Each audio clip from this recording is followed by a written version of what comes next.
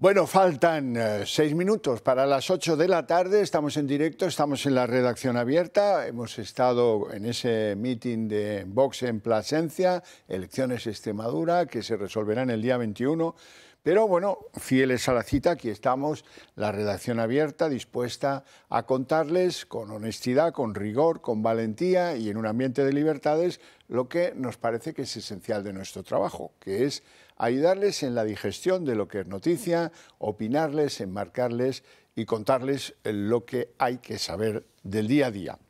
Bueno, empezamos hoy nuestro recorrido en Chile porque ayer se celebró la segunda vuelta con un resultado claro e incluso demoledor. 2 millones de votos de diferencia. El candidato conservador Kast sobre la candidata del continuismo allí, que allí gobernaba la izquierda, Janet Jara. Bueno, ahí tienen los porcentajes, el recuento, según creo, no ha terminado, pero bueno, esto está muy claro. La oponente de Kast, de José Antonio Kast, ya ha dicho que ya ha felicitado a Kast, le ha advertido que puede contar con ella en algunas cosas, en otras no, etcétera, etcétera. Vamos a ver cómo se explicaba José Antonio Kast después de saberse el nuevo presidente de Chile. La unidad no es pensar igual, la unidad no es callar las diferencias. La unidad se basa en la unidad en lo esencial, en tener un propósito común que nunca tenemos que olvidar. Y lo que está claro es que sin seguridad no hay paz, sin paz no hay democracia y sin democracia no hay libertad. Y Chile volverá a ser libre del crimen, libre de la angustia, libre del temor. Tremendo, varapalo para la izquierda en Chile, empujón para los presidentes conservadores en Iberoamérica. El vecino de Chile, el vecino con más recorrido de frontera, Argentina y otros que van a venir en el mismo sentido. Pero bueno, Chile era un país relevante, importante, en el cual se hacían fuertes, tras el presidente Boric, pues buena parte de las esperanzas de recuperación de la izquierda continental. Bueno, y de ahí nos vamos a ir a España, porque en España la Asociación de Trabajadores Autónomos está a punto de llevar a Europa una cuestión fundamental. ¿Qué pasa con el IVA que pagan en España los autónomos? ¿Es el que debe ser o no? Planteamiento esencial. España es el único país de la Unión Europea que no ha aplicado la directiva europea del IVA franquiciado, que era de obligado cumplimiento el 1 de enero del año 2025. Y somos el único país que no ha aplicado el IVA franquiciado. El viernes denunciamos al Gobierno de España ante la Comisión Europea por el incumplimiento de esta directiva, porque ya está bien de discriminar a los autónomos españoles con respecto a los autónomos europeos. Ya le conocen, el Lorenzo Amor, el presidente de ATA, de la Asociación de Trabajadores Autónomos. Vamos a hablar de la droga, aunque sea muy brevemente hoy, pero hay ejemplos que justifican que lo hagamos para que ustedes retengan la idea de que estamos asediados por este asunto del narcotráfico. Han caído en Málaga, Cádiz, Sevilla, unos tipos que naturalmente eran balcánicos porque se autorreconocen como el cártel balcánico. Asentados en el campo de Gibraltar, lo que hacían era aprovechar el Guadalquivir para subir con barcas de máxima potencia pues cocaína y otras drogas para que se consumieran, para que se consuman en España. Bueno, por suerte ha caído el clan, ya veremos si las multas, fíjate cómo manejan el dinero en efectivo, las armas, en fin, lo de siempre, lo que yo os cuento siempre. Y de la desembocadura del Guadalquivir nos vamos a Murcia, concretamente a Ceutí, donde ha caído hoy un punto de venta importante. Lo regentaban un matrimonio, 41 y 44 años, con hijos menores, lo cual no era óbice para que pues, se utilizara el hogar y sus dependencias para la venta de drogas, y también se ha localizado, como no, además de marihuana, cocaína y todo lo propio para que el comercio fuera bien próspero, pues dinero en efectivo y armas como siempre. Bueno, y de esto ya sabéis que hay convocadas elecciones en Aragón. Lo contábamos el viernes como muy probable que iba a producirse hoy, Y hoy, ahora vamos a escuchar al presidente de Aragón, Jorge Azcón, cómo convoca elecciones para el próximo 8 de febrero. El 8 de febrero, tras el bloqueo, tras la irresponsabilidad de la oposición, los aragoneses van a tener la oportunidad de expresar alto y claro cuál es su voluntad, cuál es el futuro que quieren para nuestra tierra. Y yo tengo que asegurarles que confío en la palabra de los aragoneses. Creo que el sentido común nos lleva a tener que convocar unas elecciones ante el bloqueo de la oposición y creo que lo más democrático, lo más sensato, lo más coherente es que sean los aragoneses los que tengan la palabra para poder seguir mirando al futuro. Tirar los dados, como en Extremadura, para ver si hay una composición más favorable y tal vez, quién sabe, una mayoría absoluta que no obligue a un acuerdo con Vox. No vamos a ir a publicidad. Antes que eso, atención, atención, porque entramos ya en los últimos días para hacernos con un décimo de la Lotería de Navidad del Toro Televisión.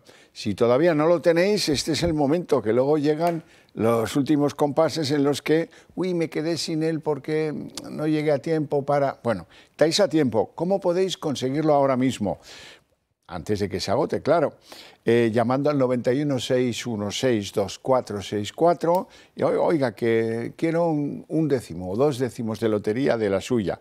También lo pueden hacer a través de la web clubdeamigoseltorotv.com. Buscan el apartado Agenda, le dan a la pestañita y esto está muy claro que se puede hacer también por ese sistema. Este año la suerte va a pasar por el Toro Televisión, ya lo verán. Así es que no os quedéis fuera. Nos vamos a publicidad. Pasan 5 jóvenes minutos de las 8 de la tarde, momento en el que abrimos nuestra mesa de análisis político. Lo hacemos con 2 invitados de lujo que les presento a continuación. Don Julián Salcedo, muy buenas tardes. Muy buenas tardes, don Javier. Doctor en Ciencias Económicas, abogado especialista en asuntos inmobiliarios, secretario del Club Liberal Español. Así es. Hoy tenemos una tela, pero para cortar. Me parece que sí, sí. ¿Ha traído las tijeras afiladas? Sí, sí, y el lápiz. Don Alberto Serrano. Un placer. Expolítico, escritor, abogado especializado en el derecho administrativo. Así es. Hoy tendremos oportunidad. Cada vez esto se convierte más que en un programa de televisión, en una sala de interpretación de lo jurídico. Ya lo siento, pero es que la culpa la tiene Sánchez, no la tengo yo, ni la tienen mis invitados, la tiene Sánchez. Lo fácil que sería esto si convocara elecciones, porque está claro lo que iba a salir. Si no las convoca, ¿por qué no las convoca? Porque las va a perder. Esa es la cosa. Bueno, hoy ha pasado algo extraordinario. Bueno, tampoco tan extraordinario. La pregunta que ustedes hacen maliciosamente es, ¿va a servir para...? Probablemente no. Pero ha pasado algo extraordinario. Hoy convergen todos los que apoyaron a Sánchez en el gobierno progresista en decirle, ¿pero dónde vas, esmirriao? Pero no te das cuenta que lo tuyo se ha acabado, que estás en una situación completamente insufrible. Y en eso han coincidido todos, no solo Podemos, que está celoso, porque no solo Sumar, que quiere... Bueno, no, los importantes, falta uno, que lo dice por lo bajini, Junts, no quiero saber nada de este tío. Pero los importantes hoy han sido el PNV, porque Urkullu ha dicho, oiga, vamos a ver, esta situación no conduce a nada, esta situación nos lleva a la miseria más absoluta. Eso no lo ha dicho. Eso lo digo yo. Y luego ha estado bastante brillante Rufián. Rufián tiene mucho pico, pero luego está intentándolo hasta el último minuto. Es verdad que lo sigue haciendo, es verdad que está potenciando una reunión de Junqueras con Sánchez. ¿Para ver qué? Pues para que Junqueras le diga lo que ya le va adelantando Rufián con ese pico que Dios le ha dado. Ay, qué caballero si tuviera buen señor. Pero bueno, yo creo que más claro no se puede. Lo que le ha reprochado Rufián hoy a Pedro Sánchez.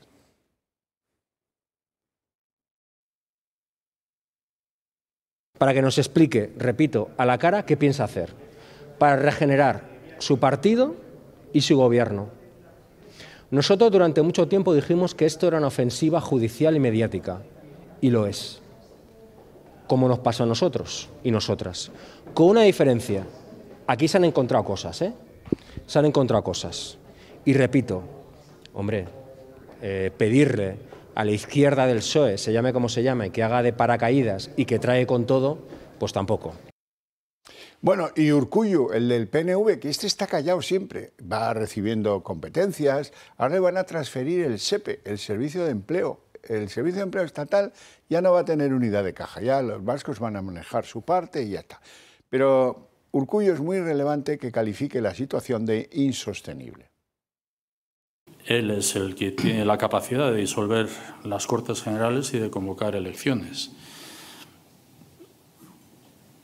Yo creo que la situación es insostenible. El Partido Socialista ha solicitado mayor contundencia. Lo ha solicitado el propio Partido Socialista.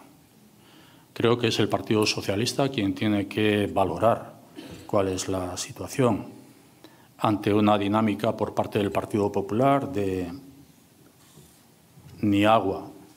Bueno, de la izquierda, pues qué decir, Sumar sigue, ya lo vimos el viernes, Yolanda Díaz inició ese camino, tiene que remodelar el gobierno de arriba abajo. Ya le dijeron que no, hoy han seguido con ese cuento sus ministros, tanto Urtasun como Bustunduy. Y los de Podemos, estos están excluidos, estos en lo que están es en picar y no dar, pero a sumar.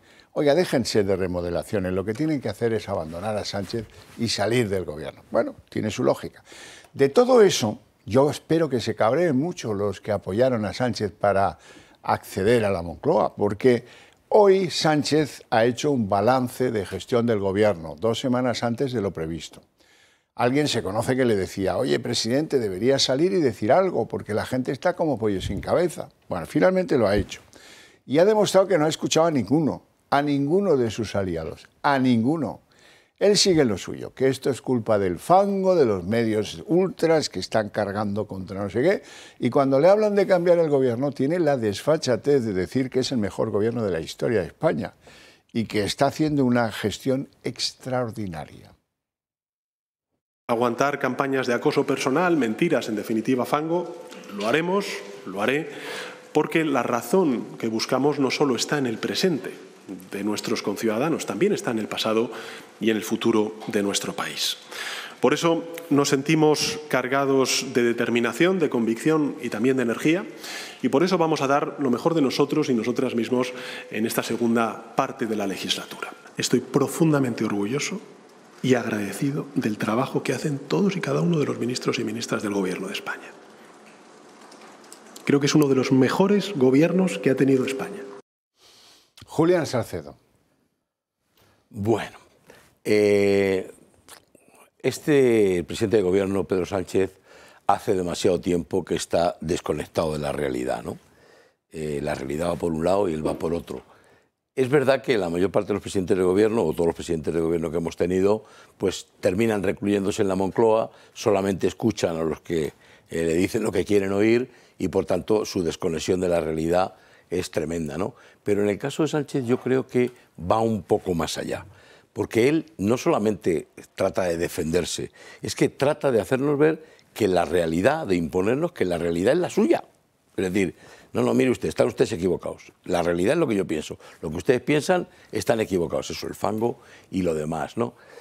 Claro, los socios que le han apoyado en la investidura y lo que le siguen apoyando, pues son palabras.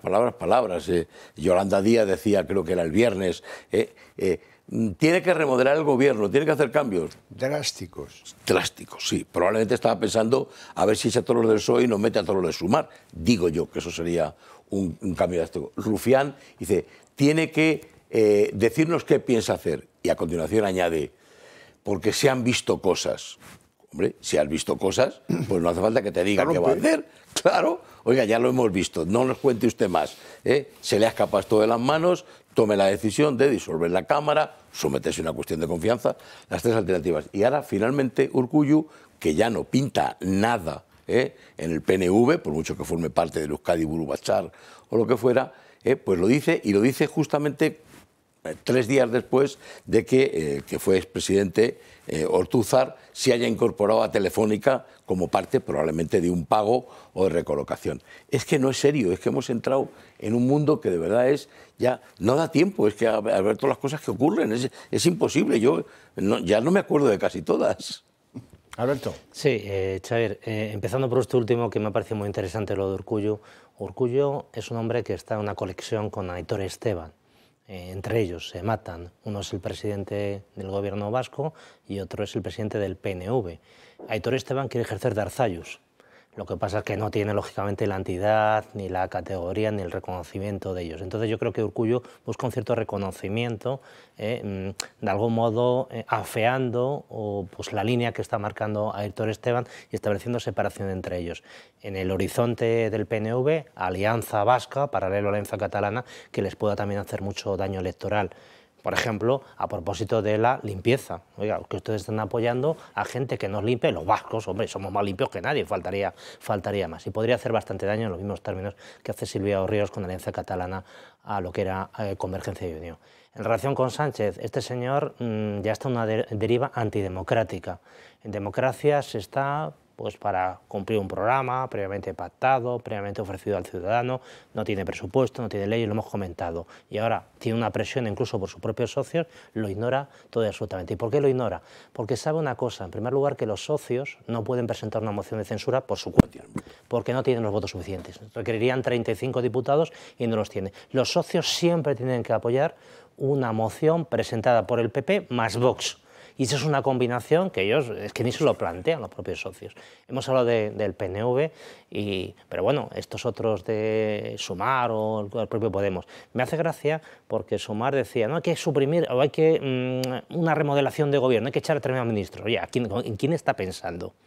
¿En quién está pensando? ¿Y quién quiere poner ella? Esto me recuerda cuando un equipo de fútbol se critica, pero no quieren darse nombres. Oiga, ¿en quién está pensando? ¿Cuál es el ministro que a su juicio lo está haciendo fatal, que es corrupto? Oiga, tiene nombres para concretar poco. Ella no termina de concretar. Y el caso de Rufián... Está claro, quiere una operación quirúrgica en torno a los que pueden acabar siendo imputados. Ángel Víctor Torres... Sí, pero no lo dice. María Jesús no lo dice. Claro. La propia de Zaragoza. Sí, la alegría. Y luego lo último de Rufián. Rufián ahora está dando lecciones a Pedro Sánchez, pero si todo el mundo sabemos que tiene en marcha una operación para montar otro Sumar o multiplicar, como le quieran llamar, que pueda ser liderado por el señor Rufián, si él se ha propuesto, se está ofreciendo. ¿Ahora qué quiere demostrar este señor? Pues evidentemente nada, lo que es un servir a Pedro Sánchez, como fue en su día servir a Esquerra Republicana sin ser independentista y toda su carrera política en los mismos términos. Bueno, vamos con una de las noticias del día. Esto lo publica El Debate. Aquí las cosas como son. Y luego lo han comprobado otros que también lo publican o lo publicamos. Han pillado a Zapatero. Qué curioso, ¿eh? Cómo es la vida, qué irónica es la vida. En el Pardo. En el Pardo. De buena mañana. Ahí llegaba con su coche oficial y sus escoltas. Y allí paseaba, veía documentos, cruzaba pues todo tipo de colaboraciones con el presidente de Plus Ultra, ya saben, la compañía medio venezolana, medio española, a la que el gobierno le dio 53 millones cuando la pandemia, en la cual dicen, tanto Koldo como Ábalos, que fue la mano que mecía la cuna de esas ayudas, que sin su empuje, sin su extraordinario coraje, no se hubieran concedido. De hecho, la empresa pidió 47 millones y el gobierno le atizó 47 y 53. Así es la cosa. Bueno, pues le han pillado porque allí se ve muy temprano con el presidente de la compañía, por allí pasea, 72 horas antes de que fuera detenido el presidente de la compañía, Julio Martínez, por la UDEF, estaba con Zapatero paseando por el Pardo, viendo los cervantillos que hay. Y muchos, y hablando de sus cosas. Luego llegaron a un restaurante, se tomaron un café, antes miró la escolta a ver si había gente, si lo podían identificar o no. Bueno, un escandalazo. Y por cierto, el de Plus Ultra, también era cliente de una especie de despacho de consultoría marketinera que tienen las hijas de Zapatero. Una zona sin cobertura, en medio del Pardo y sin testigos. Este fue el escenario que eligieron Zapatero y el presidente de Plus Ultra para mantener una reunión secreta el pasado 8 de diciembre. Tan solo 72 horas antes de que Julio Martínez, el presidente de la aerolínea venezolana, fuera detenido por la UCO. El empresario salió de su domicilio en el barrio de Salamanca y fue dirección El Pardo, cargado con una mochila con documentos. Allí le esperaba Zapatero dentro de uno de los vehículos oficiales del Ministerio del Interior. Al llegar, Martínez se subió al vehículo y ambos se dirigieron a un camino de acceso restringido y vigilado. Pasearon durante más de media hora y después fueron a desayunar a un restaurante cercano, que estaba vacío y vigilado por los escoltas del expresidente para evitar testigos. El vínculo entre Zapatero y el presidente de Plus Ultra es muy estrecho. Se veían a diario desde hace varios años. Es más, Julio Martínez es cliente de la consultoría de las hijas de Zapatero. El encuentro secreto tuvo lugar el día 8 y tan solo 3 días después, la policía detuvo a Julio Martínez en el marco de una operación contra una trama de blanqueo de capitales con ramificaciones entre Venezuela y Francia. Antes de su detención, el presidente de Plus Ultra se preocupó de eliminar mensajes y correos electrónicos de su teléfono móvil. El mismo modus operandi que han llevado a cabo las hijas de Zapatero, Laura y Alba, que han borrado el rastro digital de su empresa en redes sociales. Ahora, Julio Martínez está en libertad provisional, tiene prohibido salir de España y está obligado a comparecer cada 15 días en el juzgado. Alberto Serrano. Sí, lo primero que quería comentar es que es un encuentro con los escoltas de Zapatero, en los vehículos oficiales del Zapatero, Ministerio del Interior, es decir, policías que lo acompañan y lo llevan a un sitio en el cual, según se ha publicado, no había cobertura telefónica y estaban totalmente aislados del mundo exterior para hablar de lo que tuvieran que hablar. Y esto ya es un poco sospechoso. En segundo lugar, que, pese a todo, algo se resquebraja en el entorno Zapatero cuando hemos tenido una retransmisión en directo de su supuesto negocio clandestino, un supuesto encuentro privado. Pero algo se resquebraja en ese entorno cuando nos lo han retransmitido con fotografías para que no se pueda negar.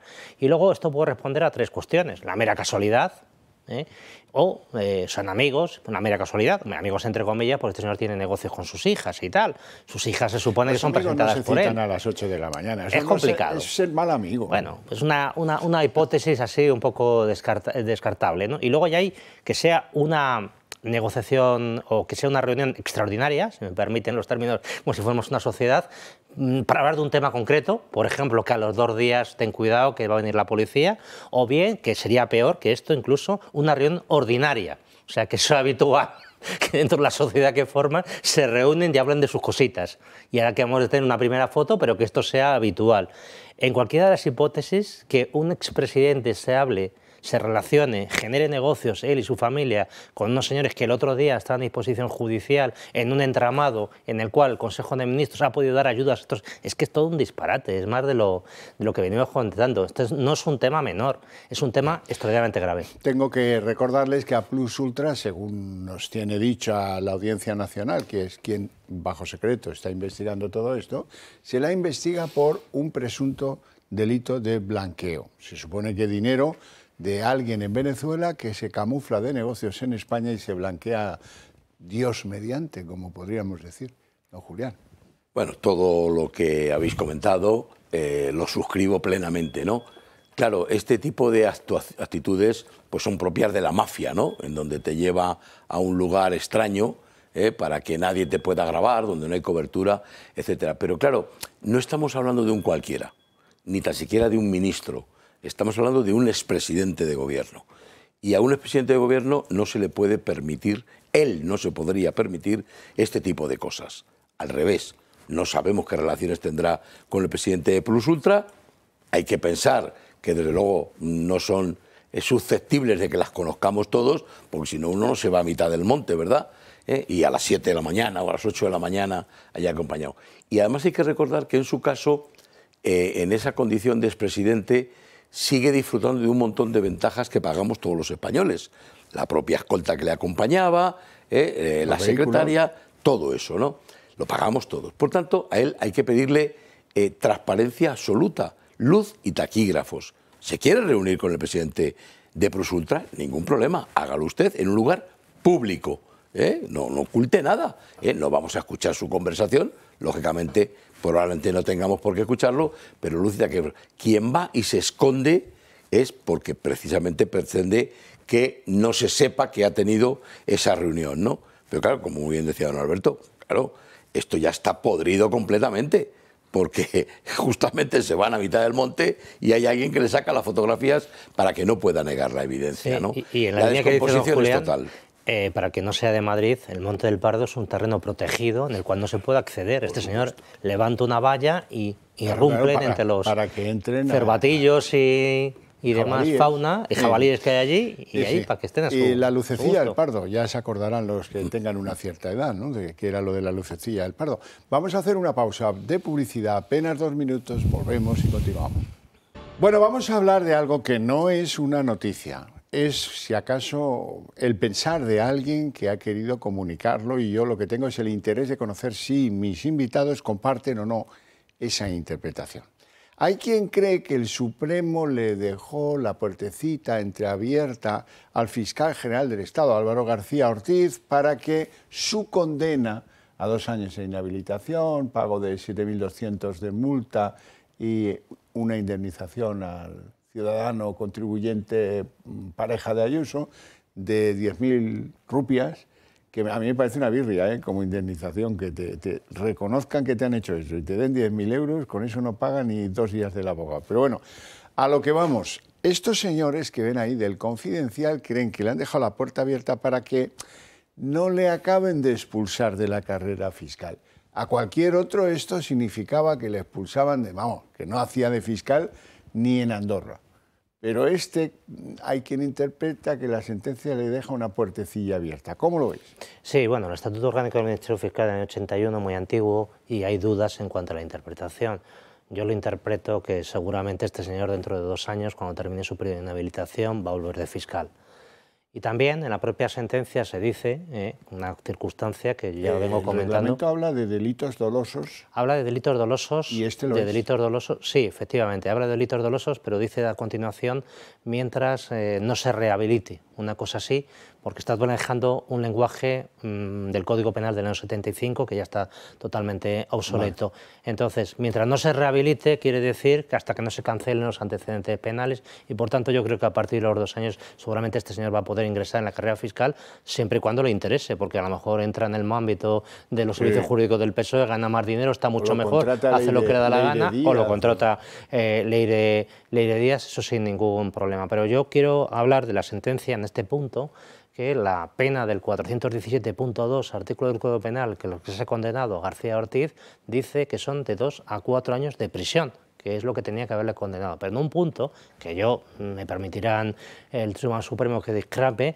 dice, aprovechando el artículo 66 del Código Penal, en un apartado sexto, dice que se pueden modular las circunstancias de la pena en función de las circunstancias personales, la gravedad de los hechos, etc. Y en ese punto se agarra el Tribunal Supremo y dice que, hombre, la trayectoria profesional de García Ortiz, por un lado... Es impecable. Es impecable, dicen. Y por otro lado... El propio Supremo le había hecho una condena por elegir a una jefa de sala a la Remanguillet. Y por otro lado dice que, hombre, que la institución del Ministerio Fiscal no se merece que su fiscal general del Estado entre en prisión. Yo también discrepo de esto. Yo creo que contra más la responsabilidad, más la pena, en mi opinión. Y por tanto sería muy sanatorio para el Ministerio Fiscal, porque claro, si al final esto queda en nada, que es lo que va a aparecer, esa multa que dice usted, que es poco en función de las circunstancias y tal, pues otro se puede aventurar y decir, oye, como esto es barato, pues a lo mejor puedo proceder de la misma manera. Sí. A mí no me parece este punto, entiendo y respeto, por supuesto, faltaría más, pero si el criterio del Tribunal Supremo es que contra más poderoso eres, más privilegios penales tengas, pues tengo que discrepar necesariamente de ese criterio. Yo creo que un ministro, un secretario de Estado que entre en prisión es ejemplarizante, eso está muy bien, siempre cuando ha cometido un delito, como en este caso ha quedado demostrado por virtud del artículo 417, y el hecho de apiadarse de él por ser un compañero, da una imagen de corporativismo que no me parece bueno para la justicia. Y liberalidad. Efectivamente.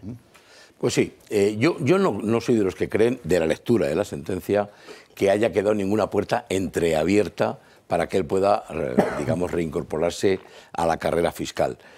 Lo que sí que coincido plenamente es que la condena ha sido muy leve. Y ha sido muy leve, yo creo que a conciencia. Por eso mismo que decía don Alberto, ¿no? Ese corporativismo. En el fondo es uno de los nuestros, ¿no? Esto que ha cometido, pues bueno. Y por aquello de que, como seguro que va a terminar esto en el Tribunal Constitucional, pues el miedo a que el Tribunal Constitucional dé un revolcón todavía mayor.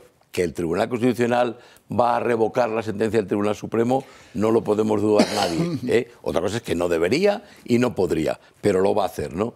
Y entonces yo creo que ahí el Tribunal Supremo ha tratado de ser deliberadamente suave. No le hagamos demasiado daño.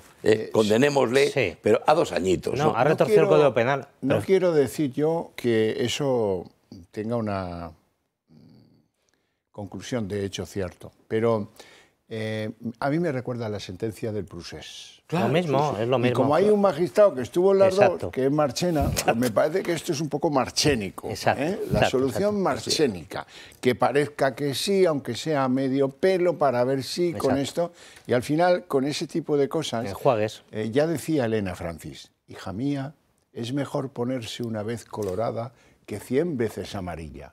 Pues sí, la solución de la justicia no está para eso. Sí, suena un poco salomónico, pero yo también creo una cosa, que dado el cargo que ocupaba el fiscal general del Estado, dada la condena que le ha impuesto el Supremo, con independencia de lo que lo diga el Constitucional o quien lo diga, yo creo que la carrera profesional de Álvaro García Ortiz está truncada de raíz. No volverá a tener tal. Y yo creo que lo mejor que podría hacer, no sé si lo que tú has dicho, irse al PSOE, al Departamento Jurídico, donde sea, sería desvincularse de la carrera fiscal si no quiere hacer más daño a la institución. Sí, el problema es que yo creo que él ha dado ejemplo para otros que puedan hacer lo mismo dada la levedad de la pena. Pero yo simplemente les comento, imagínense que un médico revela un historial clínico, unos datos reservados de carácter médico, un determinado político, en relación con determinadas sustancias que ha verificado. Ese señor médico iría a pena de prisión de 2 a 4 años por revelar esa información que él dispone de los análisis que ha hecho en determinado político. Y nadie diría nada. Es inmaculado. Y que su expediente es inmaculado y qué gran gestión hace este señor en el hospital tal y cual. Por tanto, si un médico en esas circunstancias, revelando un historial clínico de un personaje famoso y tal, le van a poner esta pena, puede pensar, oye, pues a lo mejor me interesa, cobro por ahí de una revista o cobro no sé qué, pues a lo mejor también me merece la pena económicamente. Sorprende que su cese, publicado en el Boletín Oficial del Estado, se le agradezcan los servicios prestados. Bueno, eso es tremendo también. Puede hacérsele el momento en que se le revoque la sentencia si alguien se la revoca, pero no ahora. En eso no estoy de acuerdo. El Gobierno hace muy bien en agradecerle los servicios porque se los ha prestado. Se los ha prestado.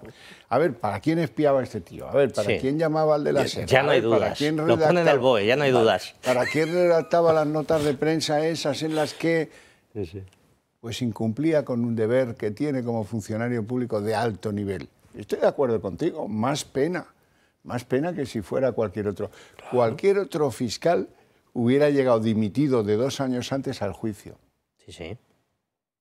Bueno, no quiero seguir. Y la última escena, Chávez, si me permite, una magistrada del Tribunal Constitucional, señora Segoviano, que tendrá que verificar si esa sentencia es anulable o no. Álvaro, mucho ánimo, no sé qué. Retransmitido en directo, esa magistrada del Tribunal Constitucional, que llamándole de esa manera, con esa confianza, y luego va a proceder a juzgarle. Que, por cierto, muchos magistrados, muchos opinadores del ámbito jurídico dicen, no, ¿cómo va el Tribunal Constitucional a revocar una sentencia del Tribunal Supremo? Oiga, pues múltiples razones. Y ellos han estado machacando desde el principio en que no había pruebas. Pues eso se llama presunción de inocencia. Y eso viene en la Constitución, artículo 24. Y eso es lo que van a revisar el Tribunal Constitucional. Dirán, oiga, es que se ha vulnerado la presunción de inocencia, por ejemplo. Y lo harán, entre otros, la señora que dice, Álvaro, no te preocupes.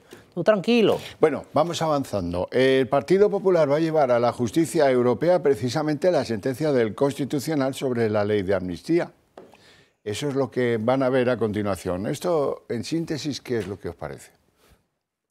Pues que mucho ha tardado el Partido Popular, porque yo creo que, salvo el Tribunal Constitucional y los que han votado a favor de la ley de amnistía, cualquiera de nosotros, juristas de medio pelo, yo al menos me considero un jurista de medio pelo, pero algún conocimiento tengo, nos parece a todos clarísimamente inconstitucional. No cabe ninguna duda. Es lo más parecido a un indulto general, que están prohibidos por la Constitución, limpia, no solamente tal, sino que limpia, borra directamente los delitos cometidos, etcétera, etcétera, etcétera, y por tanto es que es incomprensible, ¿no? Por tanto, el Partido Popular lo que tenía que haber hecho es, aun a riesgo de que no consiga ese reconocimiento en los tribunales europeos, su obligación, puesto que lo ha dicho por activa y por pasiva, es intentar que los tribunales de la Unión Europea anulen esta amnistía. Esto, Xavier, es una auténtica vergüenza. Voy a tratar de explicarlo para que la gente lo entienda. Una cosa es el Tribunal de Justicia de la Unión Europea, que revisa la conformidad de nuestras normas con las propias normas de la Unión Europea, que es el que está en Luxemburgo, en el cual pues, se están planteando cuestiones prejudiciales que ya se irán resolviendo sobre la marcha, pero esto es distinto. Esto es el Tribunal Europeo de Derechos Humanos, que teóricamente enjuicia violaciones de derechos humanos según el tratado que hay a tal respecto en el seno del Consejo de Europa. Entonces, normalmente al Tribunal Europeo de Derechos Humanos acuden ciudadanos particulares, en las cuales, pues, en diferentes países de la Unión Europea, pues, la policía les ha atropellado, los jueces no les han parado, cosas particulares, y así estaba concebido. Pero en este caso, el Partido Popular, principal partido de la oposición, lleva al Tribunal Europeo de Derechos Humanos al Tribunal Constitucional, el principal tribunal de este país, y por lo que ha trascendido, él está diciendo que debe anular esa sentencia por dos motivos que son terribles. En primer lugar, porque no tiene imparcialidad el presidente del Tribunal Constitucional y los que votan a favor por una serie de circunstancias que narran en esa demanda. Fíjense qué vergüenza... Que le puso el PP.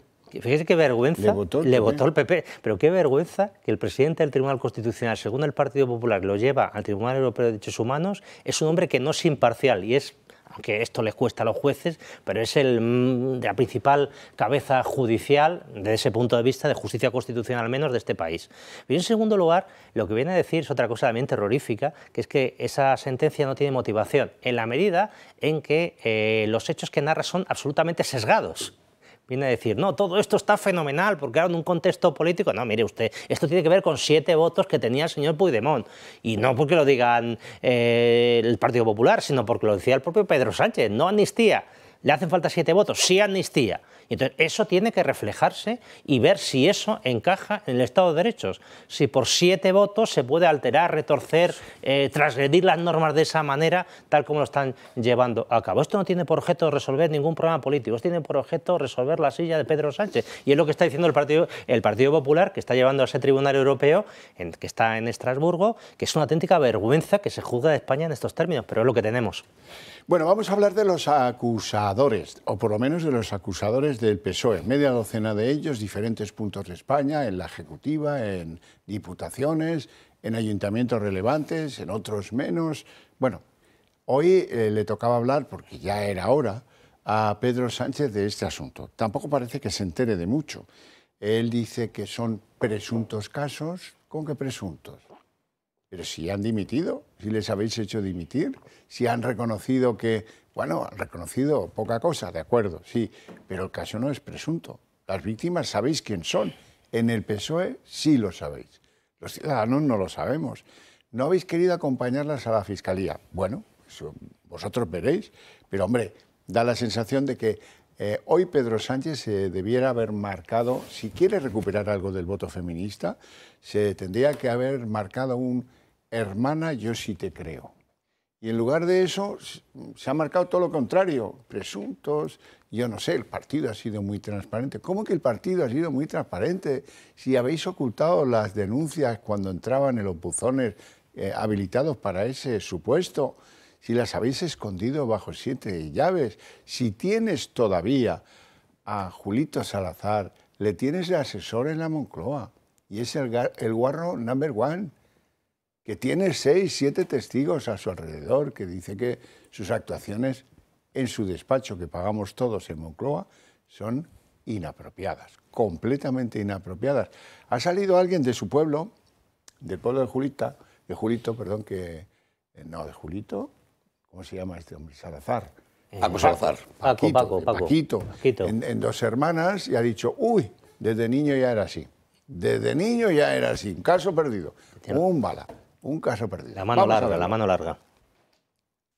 Son tantos los casos de acoso sexual y corrupción dentro del PSOE que resulta difícil seguir el ritmo de los acontecimientos. Solo en este fin de semana, en cuanto a dimisiones por denuncias de acoso sexual y laboral se refiere, el Partido Socialista ha sumado 2 dimisiones más. El alcalde de Belalcázar, en Córdoba, Francisco Luis Fernández, y el alcalde de Almusafes, en Valencia, Toni González. Y ante esta situación, el presidente del Gobierno saca pecho. Dice que esto pasa en todos los ámbitos de la sociedad y se enorgullece al ser pioneros con el protocolo antiacoso por el que están denunciando las víctimas. El Partido Socialista Obrero Español ha sido el primero en poner en pie un protocolo que lo que está haciendo es dar cobertura, proteger. Pero eso sí, habla de presuntos o supuestos acosos. Los casos de presunta o supuesto acoso laboral o acoso sexual. Deslegitimando así la versión de las mujeres víctimas acosadas sexualmente dentro de su organización. Además, según Pedro Sánchez, ellas pueden denunciar porque ellos les han dado seguridad a través del canal antiacoso, ese que no ha funcionado. Si las mujeres hoy, dentro del Partido Socialista Obrero Español, lo que están haciendo es denunciar estos casos, es precisamente también porque se les ha habilitado ese canal y porque se les da cobertura y seguridad para que lo puedan hacer con total garantía. Una cobertura y seguridad que no tuvieron las dos mujeres que denunciaron a Paco Salazar, su elegido para sustituir a Cerdán. Ellas denunciaron a través de ese canal y el partido se encargó de borrar sus denuncias. En el caso de la militante acosada por Antonio Navarro en Torremolinos, su denuncia fue ignorada durante 5 meses. Por eso se animó a llevar el caso a la Fiscalía. Pero Sánchez insiste en que son pioneros con el feminismo en el Partido Socialista y que cumplen con la ley. Nosotros, somos los primeros en abrir camino, en cumplir con la ley. Una ley que si han cumplido ha sido porque estalló en los medios de comunicación y por las presiones internas del partido. Recordemos que el caso Salazar no lo han llevado a la Fiscalía como pedían las víctimas y no han aclarado si, aunque haya dimitido, sigue trabajando como consultor externo del PSC. Julián. Pues fijaros lo que voy a decir. Tendría sentido en alguien que defendiera, como es el presidente de gobierno, la presunción de inocencia hasta que el caso no sea juzgado por un tribunal. La presunción de inocencia hay que llevarla hasta el final, si no fuera porque él no da validez y credibilidad a las sentencias que se imponen. Por tanto, da igual si eres culpable o inocente. El que considera que Álvaro García Ortiz es inocente, diga lo que diga el Tribunal Supremo. Pues en este caso les aplica una presunción de inocencia, da igual lo que vayan a decir los tribunales chicas. Segundo, da igual protocolo o no protocolo. Únicamente cualquier persona, cualquiera de nosotros que hubiera tenido, y ellos están obligados además, conocimiento de esta circunstancia, lo primero que hace es ponerlo en conocimiento de la justicia, de la Fiscalía, o por lo menos nos vamos a comisaría y lo denunciamos, ¿no? No lo hacen. Está claro que no lo van a hacer. Tienen un compromiso con Paco Salazar, con el otro, con los 17 que hay ahí metidos, y da exactamente cuánto no van a llegar. No lo van a llevar. Pero es que luego habla también de que damos cobertura y seguridad. Entonces, pero bueno, ¿se lo puede creer él? Algo que ha estado oculto, que si no ha sido por los periódicos, que no ha salido. Y luego ha hablado de, como si fueran lo mismo. No, es que han cometido dos cosas. Por un lado, acoso laboral, el mobbing famoso, y acoso sexual, porque además se han prevalido de su cargo. Su cargo eran superiores, era un superior jerárquico de estas mujeres que han denunciado, y es con prevalimiento, ¿no? Entonces, bueno, esto es... Sí, pues en primer lugar me gustaría decir que el otro día don Julián Salcedo, en el programa que hicieron el sábado sobre Más se perdió en Cuba, dijo una cosa que me emocionó, se lo quería reconocer en directo. Es eso que dijo, que él en su entorno personal, profesional, laboral, no había conocido este tipo de basura. Y es una cosa que de verdad le honra a él. Yo modestamente tampoco he conocido ningún caso, son muchos años trabajando, de nadie que sí que este tipo de cosas. Por tanto, yo entiendo que esto es en un contexto de gentuza. Claro. Es en un contexto de chusma que desgraciadamente ha ido metiendo en la cúpula del poder el sanchismo dentro del Partido Socialista. Claro, que el chusma es chusma para todo. Para esto, para robar, para malversar, para engañar a los ciudadanos, etc. Y ese es el contexto. Y a mí me da mucha pena porque decía un jurista de romano, Ulpiano, que habla de sus 3 preceptos fundamentales de cualquier sistema normativo. Y el primero de todos, que está un poco pasado de moda, honeste vivere. Ser una persona honesta, recta, justa, ejemplar. Y esto, evidentemente, no, el PSOE no está por ahí. No encaja. No encaja, no. Julián, te la tengo guardada. Vaya. ¿En qué fangal se ha metido Hacienda? Porque Hacienda a partir del 1 de enero va a investigar los bizums, especialmente entre padres e hijos, porque han visto pues, que hay muchos pagos ahí que a lo mejor están eludiendo otros tipos fiscales. Y esto es un escándalo, porque van más a las donaciones paternofiliales que a supuestos pagos a servicios pues, de autónomos o de empresas o de pymes. Bueno, vamos a ver. Todos sabemos que efectivamente siempre que un sujeto esté obligado a presentar declaración por el IRPF, en este caso, tiene que hacerlo si se hubiera producido un incremento de su patrimonio no justificado con sus ingresos. No es el caso, porque la mayor parte de estas operaciones que se producen entre padres e hijos son entre menores o a lo mejor mayores de edad, pero que no tienen la obligación de declarar. Por tanto, el que percibe el bizum, el hijo, mi hijo, no está teniendo ningún incremento patrimonial. Pero es que, segundo, habría que recordar una cosa muy importante, y es que los padres estamos obligados a, digamos, prestar las atenciones y las necesidades que tiene nuestros hijos, nuestra familia en concreto. Es una obligación constitucional y jurídica, ¿verdad? Por tanto, si mi hijo se tiene que ir de excursión al colegio, pues yo pago 35 euros o lo que corresponda. Si mi hijo yo quiero que se vaya a merendar con unos amigos, me dice, papá, pero tenemos que pagar 35 euros. Y si se va a vivir a Londres, le ayudas en pagar. Evidentemente, como le pago en España la carrera universitaria. Si mis hijos no tendrían, ahora ya sí, capacidad para pagarse las tasas universitarias. Da igual si se lo pago con un bizum o se lo pago mediante un pago directo. Bueno, es una locura. Marina Neila nos va a contar cuál es la pretensión recaudatoria de Hacienda.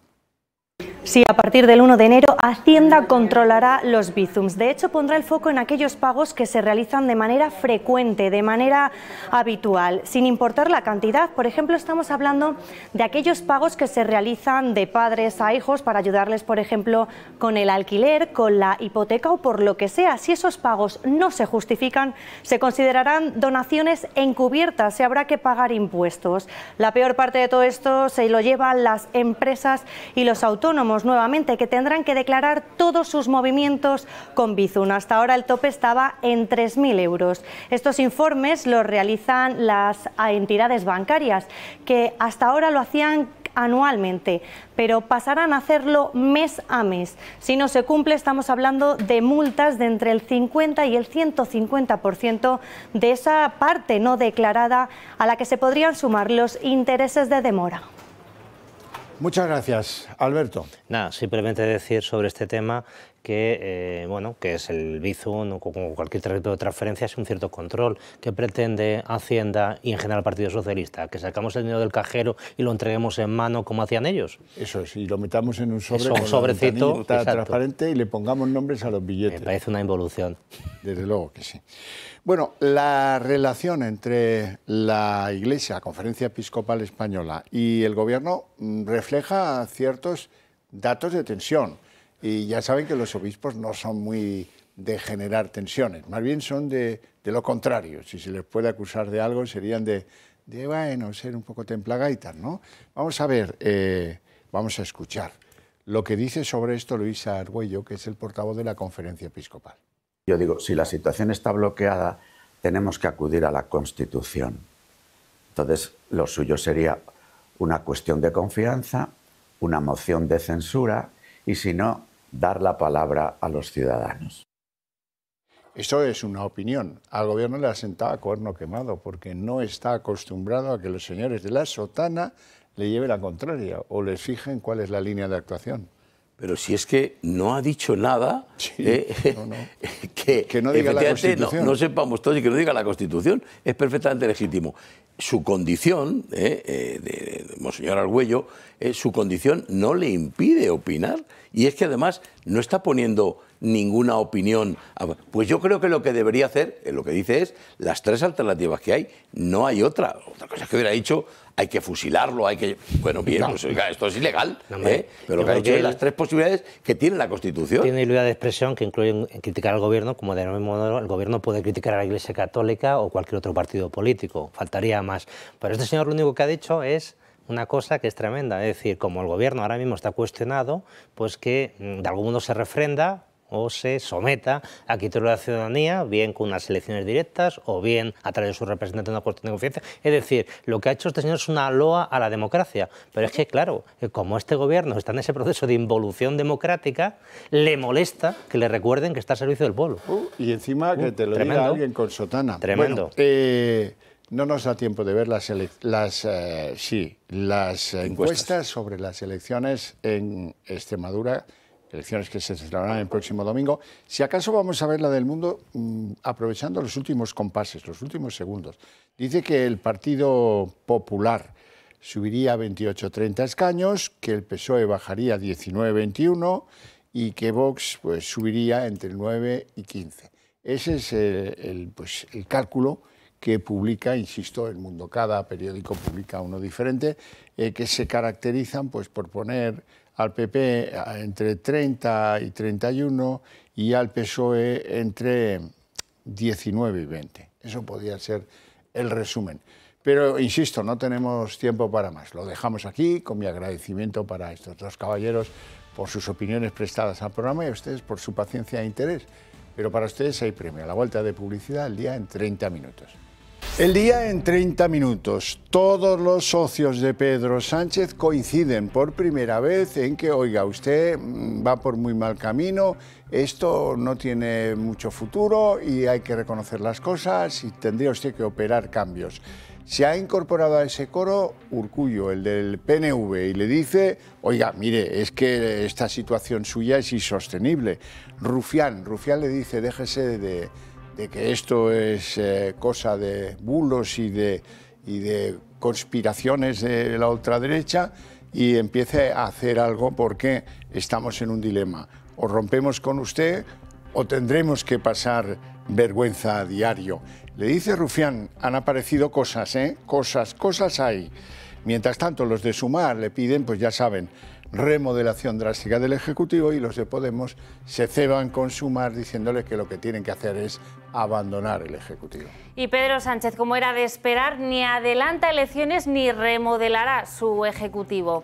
Lo ha anunciado, eso sí, y esto es porque el presidente es consciente de la delicada situación que atraviesa, en un balance de fin de año que se ha tenido que adelantar 15 días a lo que suele ser tradición en la Moncloa.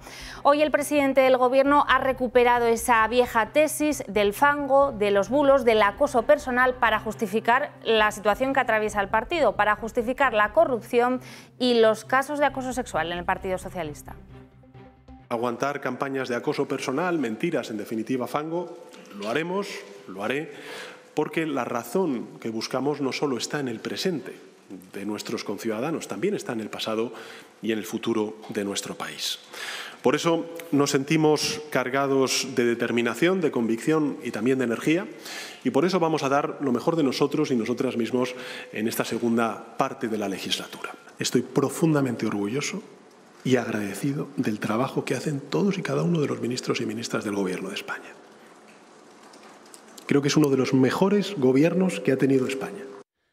Muy relevante el paso dado por Urkullu, el del PNV, que dice que, oiga, es que sus problemas, señor Sánchez, no son puramente una cuestión estética y además su situación es claramente insostenible.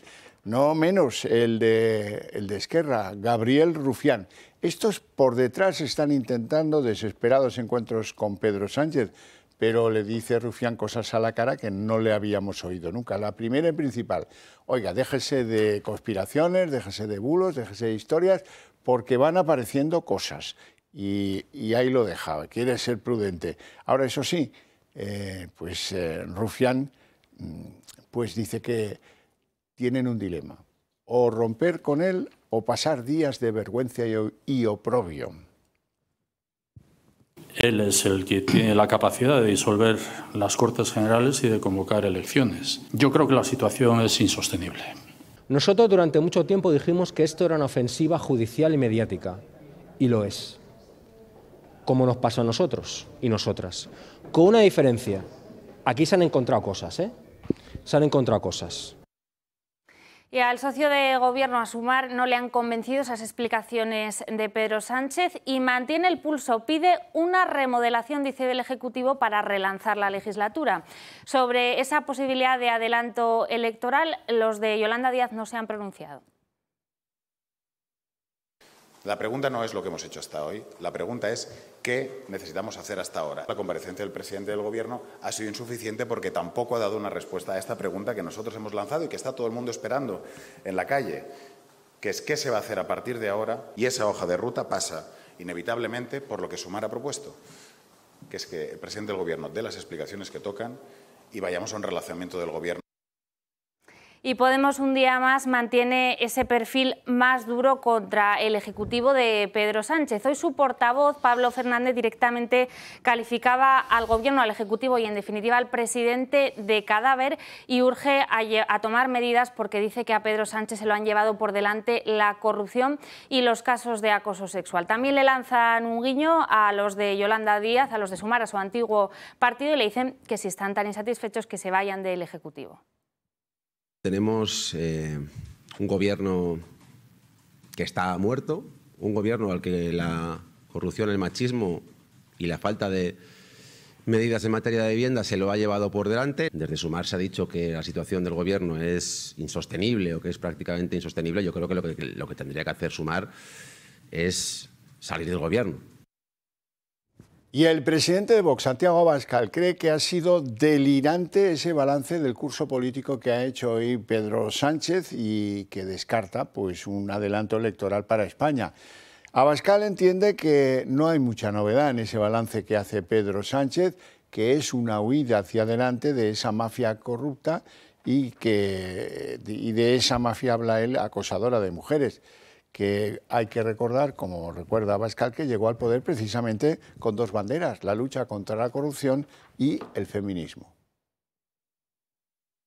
Capo de la mafia se saca un conejo de la chistera, en unas ocasiones es el cambio climático, en otras es el régimen de Franco, en otras es el cambio de ahora es una comparecencia delirante con la palabra cumplimos, cuando precisamente hay un personaje que cumpla menos con su palabra que el presidente del gobierno, y estamos únicamente ante una huida hacia adelante de esa mafia corrupta y de esa mafia acosadora de mujeres. Bueno, Sánchez en el fondo es muy consciente de la importancia de los apoyos vascos y catalanes y por eso hoy en esa alocución les ha lanzado varios guiños.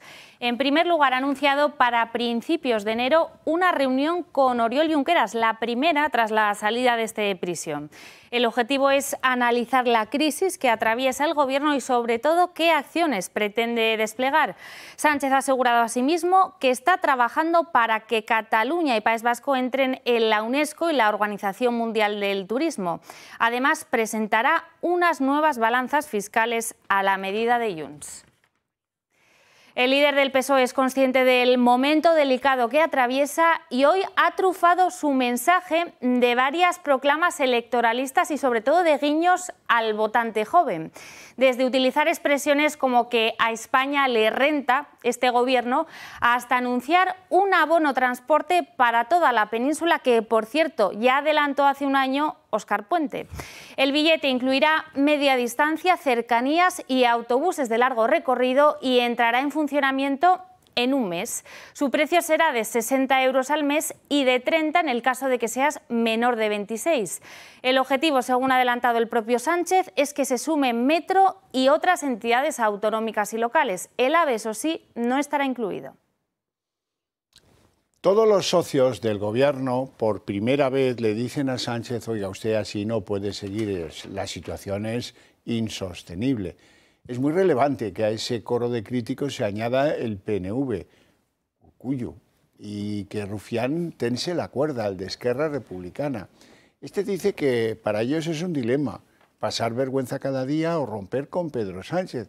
Y le dice que ya no cuela el y tú más, y la fachosfera, y los bulos, y todo eso, porque hay cosas, ¿eh? En lo suyo han salido cosas. Por otro lado está Sumar, pieza clave que comparte gobierno con el PSOE y que le exige una renovación drástica del Ejecutivo. Y por último está Podemos, que le dice a Sumar que lo que debería hacer es dejar solo a Pedro Sánchez y abandonar el gobierno. Sánchez no lo entiende, no entiende lo que le dicen, no entiende la gravedad de la situación y afirma que todo corresponde a campañas de los medios ultras, al fango, a todo lo de siempre, que ya nos tiene más que contado. El presidente se niega a hacer cambios en su gobierno porque dice que es uno de los mejores de la historia y porque hace una gestión extraordinaria, por ejemplo, no yendo a recoger los fondos europeos. ¿Y ahora qué?, se preguntarán ustedes.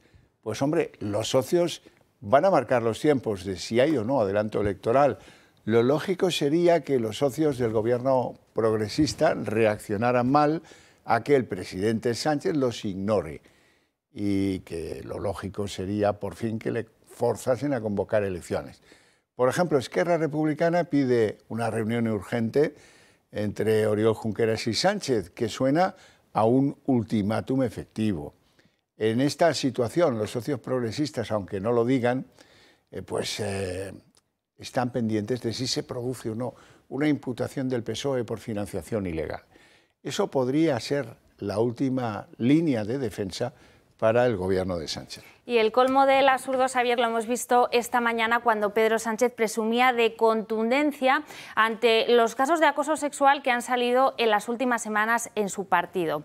Este Me Too comenzó el pasado mes de julio con las denuncias a Paco Salazar y ya se ha saldado con 6 dimisiones. Por cierto, que el caso de Paco Salazar no solo fue denunciado, las denuncias de esas mujeres, sino que el propio Pedro Sánchez le fichó hace escasas semanas para que funcionase como su nuevo asesor. Van a ver y escuchar ahora las palabras de Pedro Sánchez refiriéndose a todos estos casos. Atención, porque el presidente las pone en cuarentena a las mujeres y a sus denuncias, hablando de presuntos casos de acoso sexual. Son tantos los casos de acoso sexual y corrupción dentro del PSOE que resulta difícil seguir el ritmo de los acontecimientos. Solo en este fin de semana, en cuanto a dimisiones por denuncias de acoso sexual y laboral se refiere, el Partido Socialista ha sumado 2 dimisiones más. El alcalde de Belalcázar, en Córdoba, Francisco Luis Fernández, y el alcalde de Almusafes, en Valencia, Toni González. Y ante esta situación, el presidente del Gobierno saca pecho. Dice que esto pasa en todos los ámbitos de la sociedad y se enorgullece al ser pioneros con el protocolo antiacoso por el que están denunciando las víctimas. El Partido Socialista Obrero Español ha sido el primero en poner en pie un protocolo que lo que está haciendo es dar cobertura, proteger. Pero eso sí, habla de presuntos o supuestos acosos. Los casos de presunta o supuesto acoso laboral o acoso sexual. Deslegitimando así la versión de las mujeres víctimas acosadas sexualmente dentro de su organización. Además, según Pedro Sánchez, ellas pueden denunciar porque ellos les han dado seguridad a través del canal antiacoso, ese que no ha funcionado. Si las mujeres hoy, dentro del Partido Socialista Obrero Español, lo que están haciendo es denunciar estos casos, es precisamente también porque se les ha habilitado ese canal y porque se les da cobertura y seguridad para que lo puedan hacer con total garantía. Una cobertura y seguridad que no tuvieron las 2 mujeres que denunciaron a Paco Salazar, su elegido para sustituir a Cerdán. Ellas denunciaron a través de ese canal y el partido se encargó de borrar sus denuncias. En el caso de la militante acosada por Antonio Navarro en Torremolinos, su denuncia fue ignorada durante 5 meses. Por eso se animó a llevar el caso a la Fiscalía. Pero Sánchez insiste en que son pioneros con el feminismo en el Partido Socialista y que cumplen con la ley. Nosotros, somos los primeros en abrir camino, en cumplir con la ley. Una ley que si han cumplido ha sido porque estalló en los medios de comunicación y por las presiones internas del partido. Recordemos que el caso Salazar no lo han llevado a la Fiscalía como pedían las víctimas y no han aclarado si, aunque haya dimitido, sigue trabajando como consultor externo del PSC. Zapatero ha sido descubierto. Se reunió a primerísima hora de la mañana con el presidente de la compañía aérea investigada por blanqueo venezolano, Plus Ultra, y eso sucedía 72 horas antes de su detención. Ábalos y Coldo habían señalado a Zapatero como la mano que mecía la cuna de esos 53 millones de ayudas públicas que le concedió el Gobierno de España a esta compañía que tenía un solo avión. El encuentro resulta pintoresco porque además del horario temprano, con paseo incluido entre los bosques del Pardo, uno aportaba una ingente cantidad de documentos. Luego, después de esto, resultó que había borrado sus dispositivos de comunicación. Lo revela el debate que insiste en que estos encuentros entre Zapatero y el presidente de la compañía aérea venezolana se producían con enorme frecuencia y los dos los consideraban como materia reservada y discreta. Una zona sin cobertura, en medio del Pardo y sin testigos. Este fue el escenario que eligieron Zapatero y el presidente de Plus Ultra para mantener una reunión secreta el pasado 8 de diciembre. Tan solo 72 horas antes de que Julio Martínez, el presidente de la aerolínea venezolana, fuera detenido por la UCO. El empresario salió de su domicilio en el barrio de Salamanca y fue dirección El Pardo, cargado con una mochila con documentos.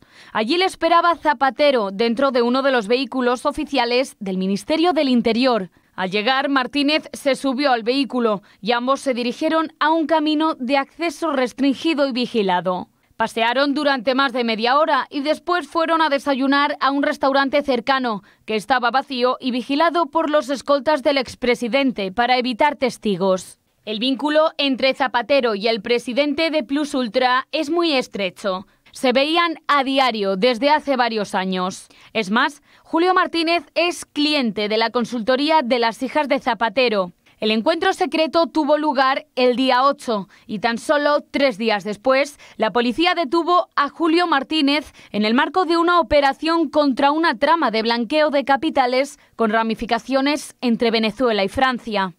Antes de su detención, el presidente de Plus Ultra se preocupó de eliminar mensajes y correos electrónicos de su teléfono móvil. El mismo modus operandi que han llevado a cabo las hijas de Zapatero, Laura y Alba, que han borrado el rastro digital de su empresa en redes sociales. Ahora, Julio Martínez está en libertad provisional, tiene prohibido salir de España y está obligado a comparecer cada 15 días en el juzgado. Y la AUCO cifra en 5 los contratos amañados por Leire Díez, por Vicente Fernández y por Anchón Alonso. Y cifra también en 700.000 euros las mordidas que pudieron haberse llevado. Todos ellos quedaron en libertad provisional con medidas cautelares este sábado tras comparecer ante el instructor de la Audiencia Nacional. La clave de estas comisiones estaría en varias adjudicaciones que salieron de entes públicos como Sepides, Mercasa o Enusa, empresa en la que ya saben trabajó Leire Díez, o la SEPI a empresas como Servinavar, Forestalia o Tubos Reunidos. Así consta en el auto de la Audiencia Nacional que este sábado, como les decíamos, decretó libertad provisional para los 3 detenidos. El Partido Popular, por cierto, ha anunciado este lunes que se personará como acusación particular en este caso.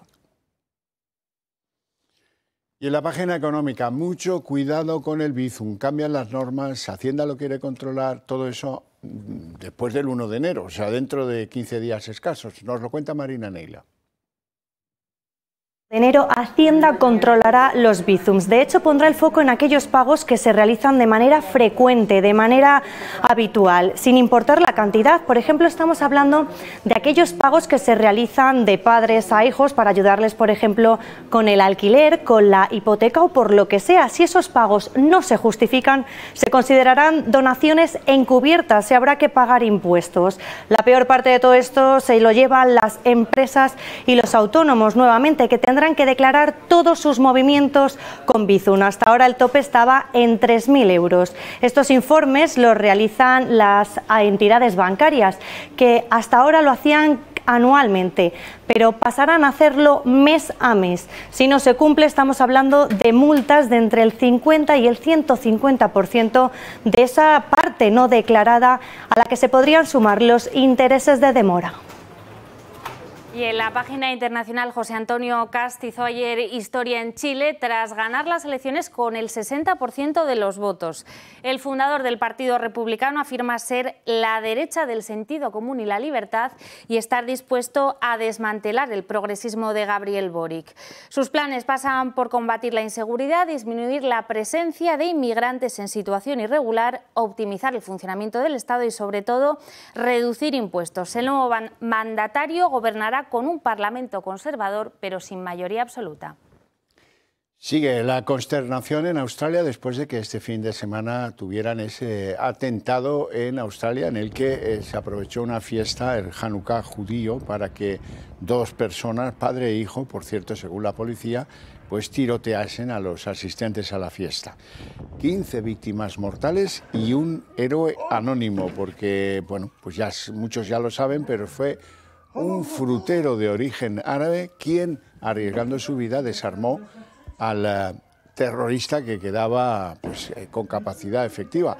El padre había sido abatido.